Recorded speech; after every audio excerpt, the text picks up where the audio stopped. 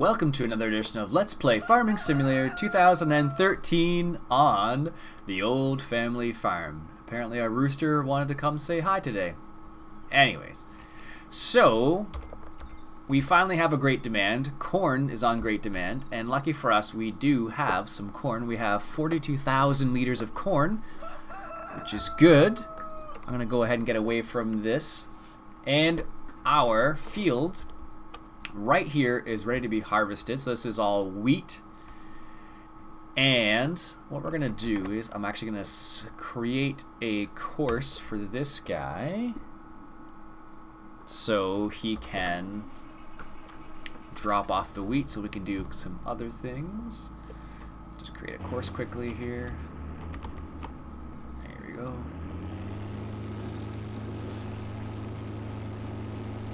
Perfect. Take a little turn around here.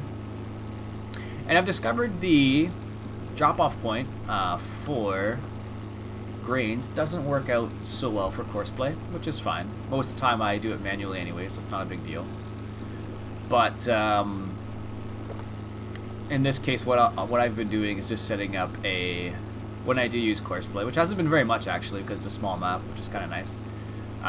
When I have been using courseplay, I just been putting a stop point right in front of the spot where it's supposed to be. Like so. Let's drive this straight here. Set a waiting point. Drive forward. There we go. And then turn here and head back to where we were. And then we can start our combine. We can get them going on the wheat.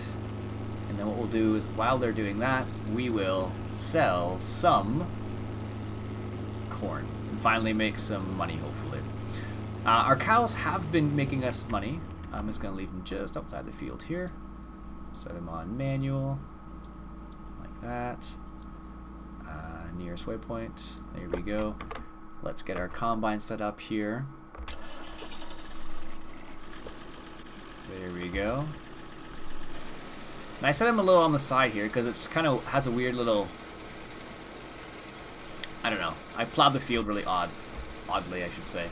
Also, okay, let's go over to this side of the field. And off camera, or off screen, whatever you want to call it, I joined these two fields over here.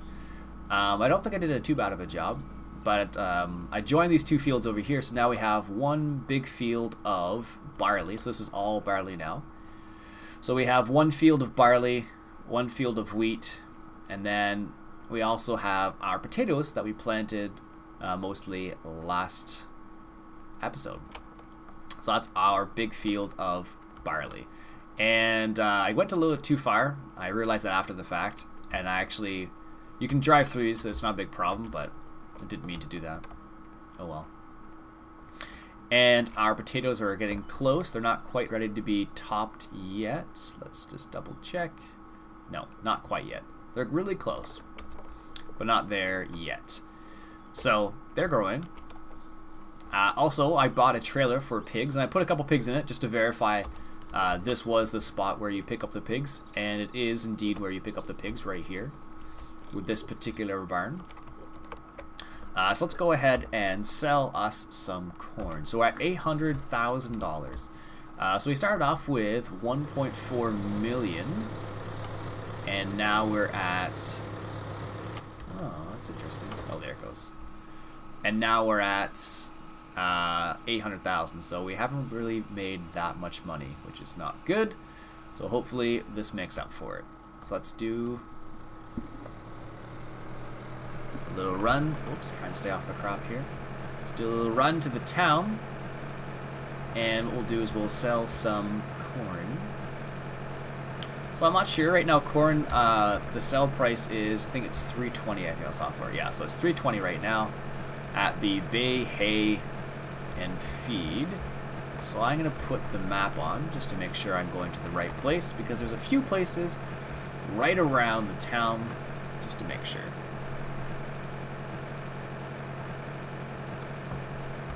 Apparently there's 2 sell points for the Bay Hay and Feed. That's interesting. I wonder why. Maybe it's probably, yeah, it's probably at the back actually, because I don't know if you remember, but there's a little back place where you can sell beets and potatoes, I think it is. And that's probably what it is. So this is the right place right here. Alright, let's go ahead and sell our... Perfect. So right, we were started at 800,000, so we're at 810. 20,000. 30,000. 40,000. So, that's a lot better than I thought it was going to be, actually. Where's this other sell point? Oh, it is these over here. Oh, that's a lot better than I thought it was going to be, actually. Which is good for us, because we need to make some money back, because we haven't made very much money. Our cows have been keeping us relatively net positive. Well, I wouldn't say net positive, but they've been making us some money, let's just say that. Which is good, because every time the milkman comes, we've been making roughly about 10 to 20,000 per time the milkman comes, which is pretty good. So we still only have 50 cows, but we have 22 pigs. So I think, oops, I want this. Never mind. I keep going past it. There we go. 1 day, 1 hour. So we still have a little while yet for the pigs, but we'll definitely record an episode when that happens. There we go. Let's grab some more corn. So I don't know if it's going to be 40,000. Let's just, oops. So it's still at 320. I guess we could do this. So it's still at 320, so let's see if it drops. So pigs are slowly going up. It's at 101. I guess that's per pig, because it doesn't say per ton or anything like that, so we'll have to see how that works out. But corn has definitely been profitable for us, so I may have to pick up another seeder for corn. Now the interesting fact is, I don't think in-game there's actually any seeders I could use that are sub 100, or that require sub 100 horsepower tractors. Which is kind of interesting, actually. Here we go. It's a nice little sell point here, although I think the awning right here could probably get in the way for some things, but I guess it's non-collisionable, which is good. So, so we almost made, jeez, another 40,000 almost. Doing well. So we've made roughly about $80,000 from those 2 loads, which is pretty good. A lot more than I was expecting, actually. But I'll take it. Alright, so we have... How much corn do we have left? 1 more load of corn. So we're going to make 120,000 from 40,000 liters of corn. Not too bad. Definitely is going to put us up there in the money again, which is good because we haven't been making too much money. It's been a lot of losing of the money because we had to buy all our equipment. And I downloaded some new mods of tractors that are sub 100 horsepower. Checked them out a little bit, and there was only one that looked alright, but I still didn't like very much. It was close to 100 horsepower. Let me just show you which one it was. Mods by tractors. Where is it here? It was this one. This one's the only one that actually looks somewhat decent. These two, I tried both of them. They look alright. They have some fun little features, but couldn't get the parking brake off, and I have no idea why still. Must be because I have the wrong version or something, or I don't have the updated version of the not the mod, or the patch, I mean, sorry. So this is the only other tractor I'm considering at the moment. It has 84 horsepower, which is a little low, but it'll be able to use our fertilizer spreader, and I think I'm going to start using that because our wages in the last couple days for planting have been quite high, and which is not cool, because that, oops, wrong button, that does not make us money, that loses money. And we have all this liquid manure, so I might as well use it instead of using the fertilizer from the... Oh, I missed that spot. Shoot. Using the fertilizer from the seeder, which is unfortunate. What's going on here? Why did you wait so long?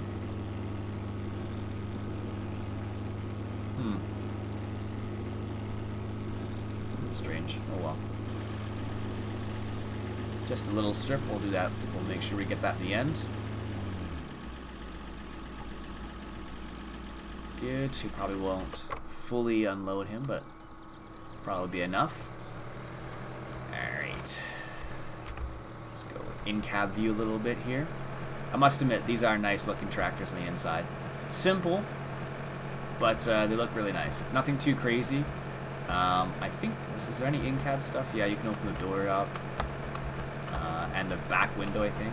Nope, never mind, there's no back window. But pretty nice. I believe the key does work as well. And the pedals do work as well, so that's pretty cool. So we won't make quite 120,000. We will be just under that. I don't know what happened there. We'll probably make, start with 800. So it'll probably be just over 900,000 we'll end up with. There we go. So we don't know which... So there's pigs great demand, and that's it. So we don't know what's coming out after that. 913,000. Not too bad. That'll keep us afloat. So let's see what our 112,000 altogether. That's not too bad at all. Not too bad for 45,000 liters of corn. I do say so myself. Alright, and there's something else I wanted to do. What was it? Ah, yes. So because we're harvesting our wheat, we're going to need to pick up the straw as well.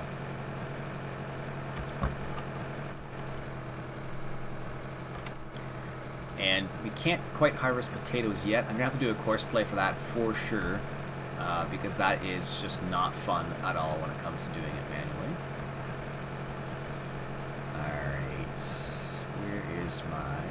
Oh, there it is.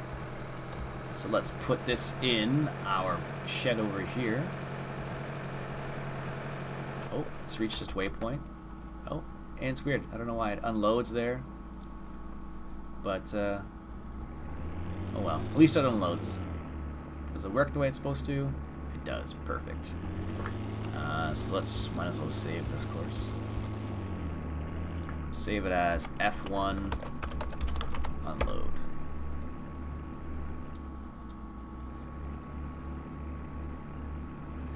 There we go. And we're sitting at 28,000 liters of wheat. Good. And this guy's full again. And we need to drop this off and then pick up our forage wagon so we can pick up our straw. Go in cab here. There we go. A little bit further. There we go. Perfect. Alright, so let's pick up our forage wagon. So we have 22 pigs, with a few in the trailer. Don't know what happens if you leave them in the trailer for a long time, but they're in there for now. There we go. A bit of a hop.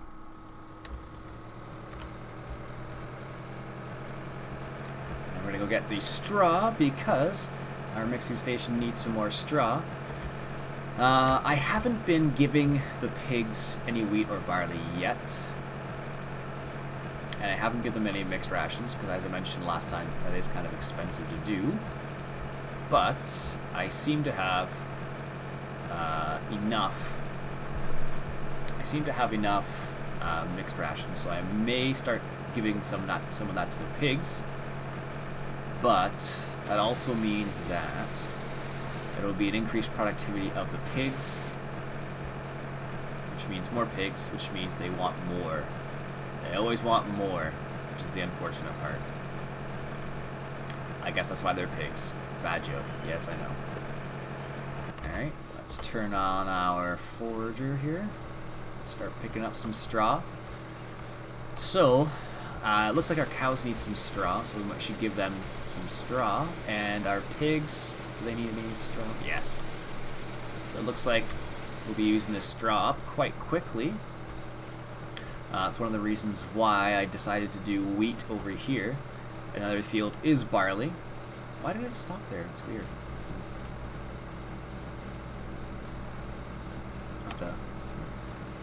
Looked like it went like right around it. That's strange. Anyways, so yeah, we'll use this straw for the pigs and for the cows. So they produce manure, and our pigs are at 51% manure, so we may have to unload them soon as well. And, as I mentioned, I was thinking about getting another tractor. I'll watch my turns here. That Renault. It's a nice tractor. I know it works with courseplay, which is nice. If I wanted to use it for courseplay, it would work in that manner, which is good. Also, it's a nice looking tractor as well. That's strange. He must have just...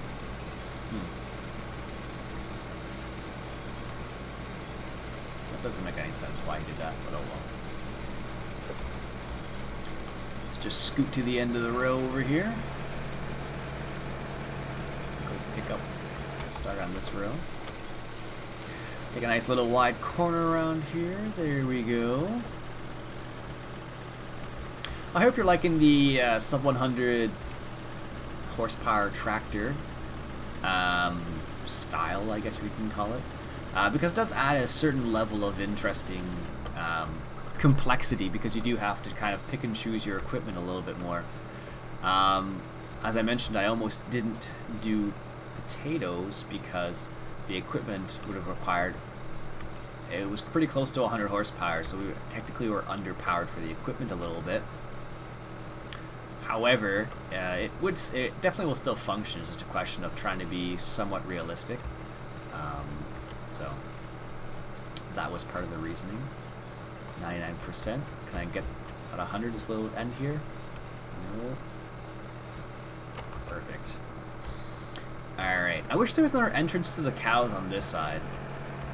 It feels like it would make a lot of sense instead of going all the way around. But there isn't, so you have to go all the way around. But because we expanded those two fields, it allowed us to have quite a bit more crop, which is good. Because the fields are small to begin with, and without expanding them, what happens is you kind of get... you don't really make a whole lot of money. Although apparently you do with... Can I drop this off right here? No, I don't think so. But... Ah well, it's worth a try. Yeah, so by expanding the fields, at least it gave us a chance to make as much profit as possible, because the fields are so small. Slow down, there we go. Also, I found out that you can drop off mixed rations over in this shed over here for the cows, which is cool, but you can't give them grass, which is really strange. I don't understand that. So you can give them mixed rations, but not grass. I don't understand that. There we go. They're going to be full soon, it looks like. Almost 7 days. Yeah, there we go. So what we'll do with the rest of this straw is we'll put it in the mixing station, which is right here anyways, and then the next load will go out to the pigs. Alright, and our mixing station is full as well, so we should unload that soon. Perfect. Alright. You can actually drive through this area right here. I don't know what it does though. Maybe you can drop straw off there too. Maybe we'll try that. Nah, never mind, we can't anymore because we gave him enough straw. You probably can drop straw there. It looks like you can, but then you drive through straight to the cow. I'm not sure. Anyways, the cows are producing quite a bit of milk. As I mentioned last time, I'm considering a breeding station or buying more cows. Haven't decided yet. The problem with going with buying more cows is that they're going to require more feed and more silage and mixed rations and straw and whatnot. But it does mean we make more in a day from our cows. Does our income reflect how much we make from our milk? And this doesn't either, I suppose. No. Be nice if it did. Be nice if it broke it down, because it just says harvest income and it doesn't say. Maybe it's from other then. Yeah, it would be nice. Anyways, so I'm gonna go pick up some more straw. So far, I'm really enjoying this map. It's the first time I've actually plowed as well. I haven't showed that on camera yet, or on screen. Didn't think you really wanted to watch me plow for an extended period of time.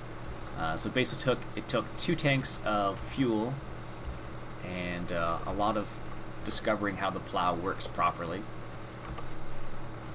And yeah, it was kind of funny to mess around, because what happened was I was using one of the FS-UK plows, I think it is, and you had to kind of find the sweet spot, which is the same way it would be in real life. You have to kind of get into the groove and go from there. Alright, let's just make it continue. Here we go. You kind of have to find this sweet spot just like in real life, so it was kind of interesting to see how they made it work. But eventually I got the hang of it, and I made it. It was a lot better this time than it was last time. When I connected these 2 fields. Let's just say that. Why turn? Go in the creek apparently.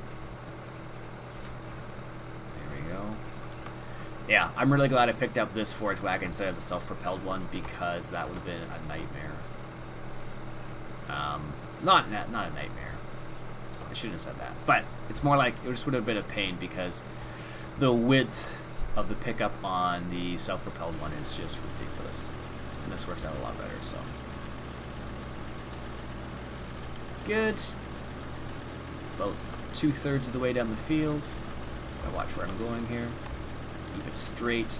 And that was one of the things I found out with the plow.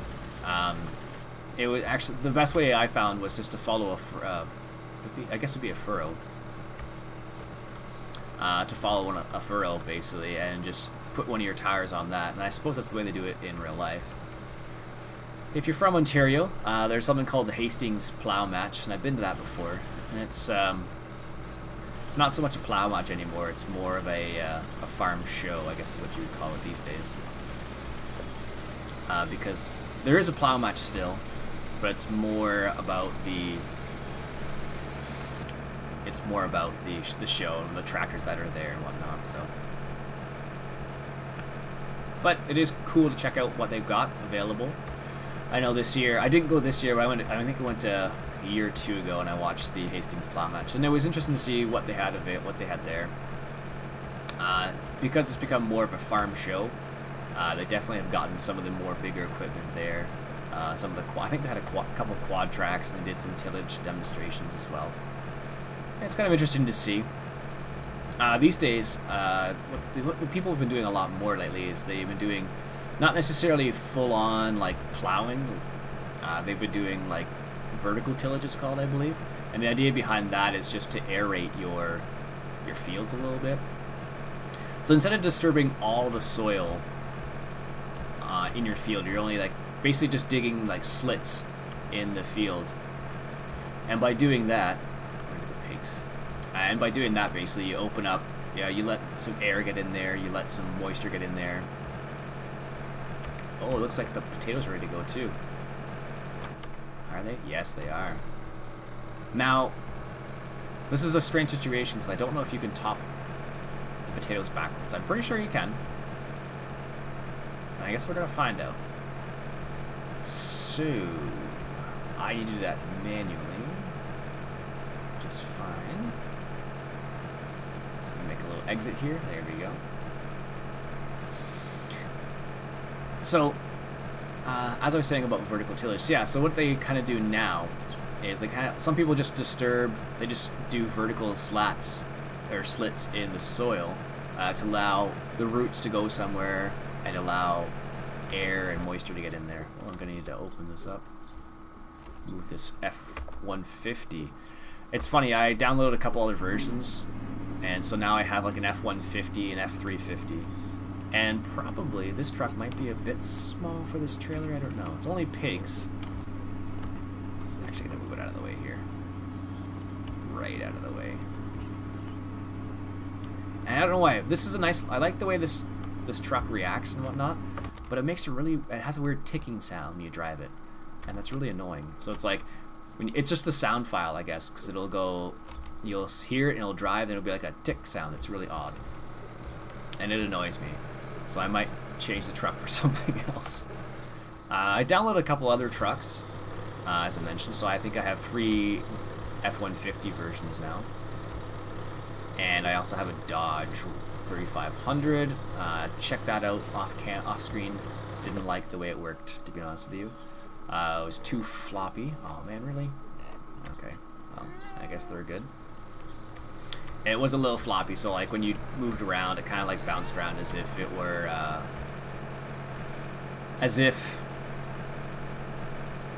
how would you describe it? It had really soft strut spaces with how I describe it. So you know how when you test a strut, you put your weight on the front of the car and it bounces a lot? That's basically the way it looked. So I didn't really like the way that reacted very much.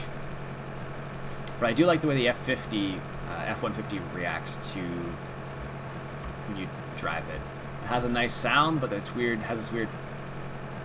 It's like a weird clicking sound when it gets to a certain pitch or something. It's really odd. So you're going to see me drop off some straw here because our... I guess I'll drop this straw off here. And the next time we'll drop off the straw in the mixing station, because I know that needs some more as well. I think this is the coolest thing. So, okay, is it still doing it? Oh, good. So check this out. So it drops the straw off there, and this slowly gets bigger here, and then you have to drive back up your trailer up to this little chute right here, and it'll pick up the straw and put it back into your trailer. It's pretty cool. Nice little feature. I really like the way the author of this map actually used vertical silos, which is really cool. I haven't seen too many maps use vertical silos because, like for example, Westbridge Hills, there are vertical silos in that map, but you can't do anything with them. These ones you totally can, which I think is awesome.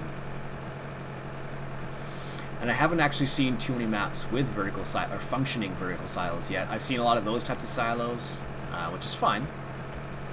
But it's really cool that the author of the map decided to use vertical silos for things like, not silage, but things like chaff, grass. I guess that's it, really. Yeah, that's it. But it's cool how he incorporated that feature with the straw as well. I really like that. Alright, let's turn this on. Cruise control 2. Might as well start on this one right here. There we go. And then what we'll do is, guess it really doesn't matter which way we go about it. So our potatoes are ready to be topped as well. This puts me in an interesting situation because what I'll probably do, what we'll do is we'll finish off this field right here. I'll end the episode and then do the potatoes in another episode, basically. Oh man, that guy just fills up so quickly, jeez. But our farm-all's doing its job. It's dropping off our grain like it's supposed to. I could theoretically use the other tipper, but I think the farm-all's a bit underpowered for that tipper, so we can stick with the grain buggy for now. I guess we could theoretically use an overloader, but an overloader is overkill. Oh, that's a terrible joke, I'm sorry. So we're going to finish off.